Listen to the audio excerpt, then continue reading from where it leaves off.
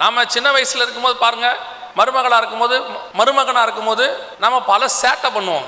அப்படியே போட்டு ஆண்டவருக்கு அதெல்லாம் சொன்னாலும் கேட்க மாட்டோம். சுற்றி இருக்கிற ஆளை வச்சு சொல்லுவார், ஏம்மா நீ இந்த மாதிரிலாம் பேசுறது நல்லது இல்லைன்னு. கேட்க மாட்டோம்.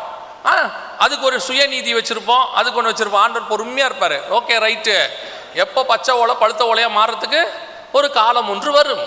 நீங்கள் மாமியார் ஆகிற காலம் ஒன்று வரும். அப்பொழுது உங்களை யார் கையிலையாவது பிடிச்சு கொடுப்பாரு. வர்றது உங்களை விட 2 மடங்கு பேசும். நீங்கள் சொல்லுவீர்கள், அந்த காலத்தில் நான்லாம் இப்படி பேசவே இல்லை. ஆண்டவர் சொல்வார், நீ இப்படி பேசல, இதில் பாதி பேசின, இப்போ வட்டியும் முதலமா 30 வருஷம் கழிச்சு திருப்பி தரேன்பாரு. அப்போ நீங்கள் என்ன சொல்வீங்க?